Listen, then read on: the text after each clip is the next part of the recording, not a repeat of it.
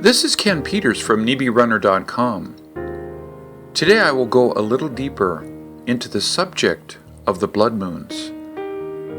I will first explain to you what a blood moon is, and then share with you the details of the devastations left by the four horsemen during the Tetrad years. Due to my limited knowledge in infectious diseases and modern history, I won't be surprised if I miss some. So please feel free to send me your comments or messages so I can improve this video.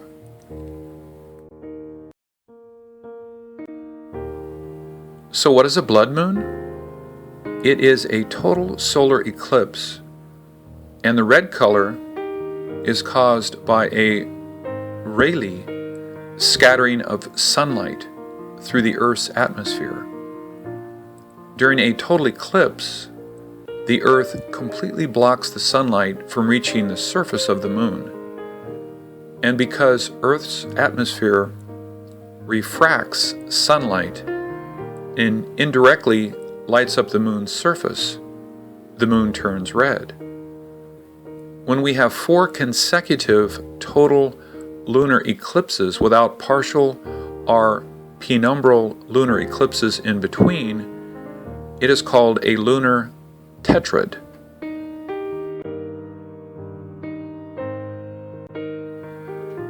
Tetrad is also mentioned in the Bible.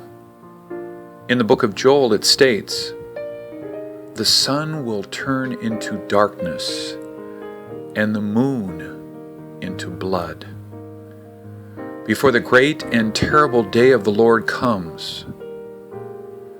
This phrase is mentioned again by St. Peter during Pentecost, as recorded in Acts.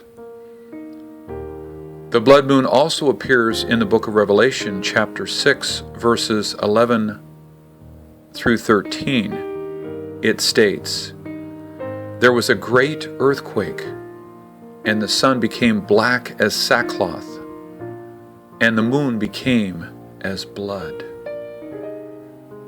As you can see in this illustration, as stated in Bible prophecy, the sun turned to black. The solar eclipse on March 20th, 2015, is the last part of the puzzle. It seems to fit the prophecy right on. However, the prophecy also predicted a great earthquake.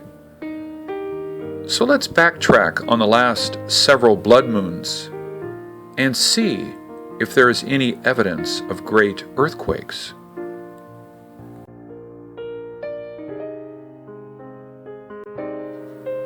When I researched the devastating earthquakes during the Tetrad years, I found not only earthquakes, but also outbreaks of horrible diseases, wars and refugee crises,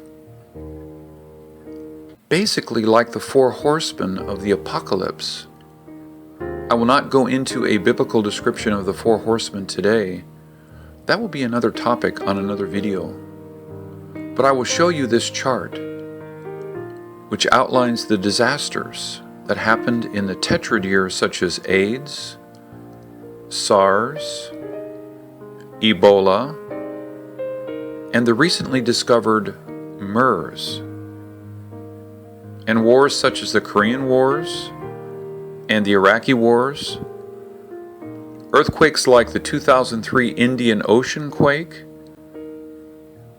As the end of this Tetrad year approaches, are you concerned as to what is to come? One of the horsemen of the apocalypse is famine. It is hard for us to even visualize the word famine. However, think about the water crisis we have in California. Think of the percentage of agricultural land abandoned. Think of the uncontrollable population growth. Think carefully and you can see the famine to come. Or you can think what you have that other people do not have. Did you know as of 2014, there are 59.5 million refugees in the world? You may not be hungry, but they are. Let's look at the chart of problems. In 1949 to 1950, the communist government took over China after killing 5 million people during the Civil War. That forced 2 million people to flee to Taiwan. And during the same period of time, Australia received 272,000 Europeans after World War II. People in these two cases have enjoyed freedom and safety. However, most other displaced refugees were never this lucky. In 1949, 85% of the Palestinians, which is 720,000, that escaped to refugee camps are still there now. But now the population has grown to exceed 5.1 million. Europe is now struggling to handle a big refugee crisis when they are only dealing with a small portion of the problem. Now, tell me, do you think we have a famine problem? In that Tetrad year of 1949 to 50, we also had 3 major earthquakes, killing 12,000, 5,050, and 1,526 lives. In 1967 to 68, Ebola was recognized but had no cure. The Hong Kong flu killed several million. The Cambodian communist killed a few million.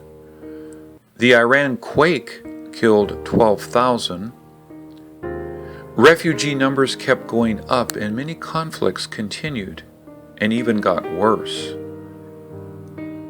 During the 1985 to 86 Tetrad year, HIV and AIDS started to spread like wildfire, and regional conflicts kept growing, and quakes in Mexico and El Salvador killed over 10,000 people.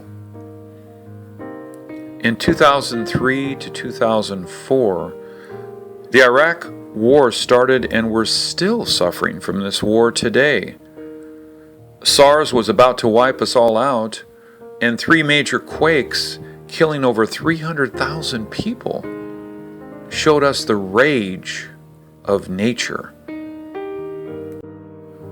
Now in 2014 to 15, the Nepal quake killed 9,236.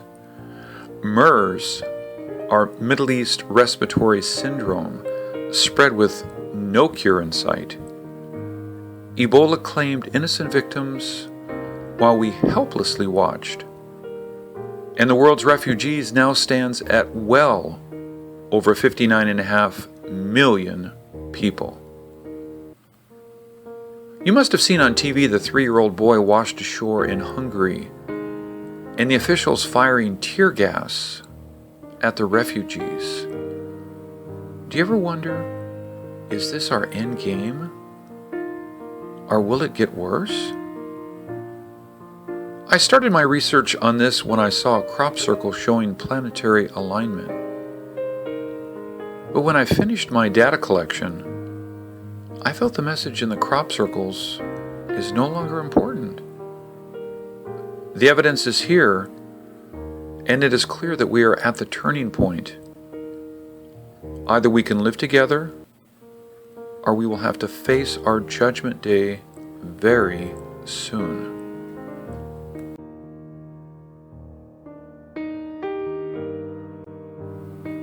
However, I still wish to show you a few planetary alignments I've found.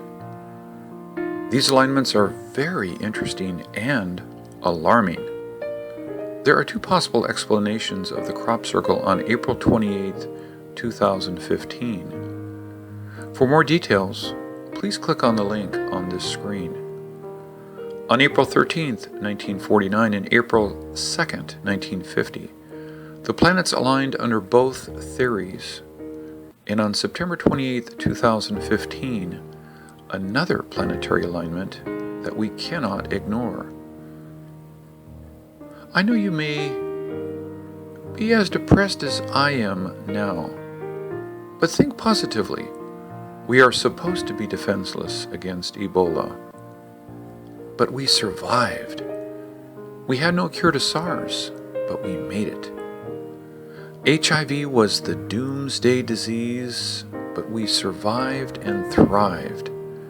And MERS is another challenge, but I am sure we will not be beaten. But the seemingly non-controllable conflicts, that of population growth and irresponsible spending, could be the last straw. I am not a politician, so I can't really tell you what my plan is. But I always believe that if we try to work for a better tomorrow, we will see a better tomorrow. Thanks again for watching.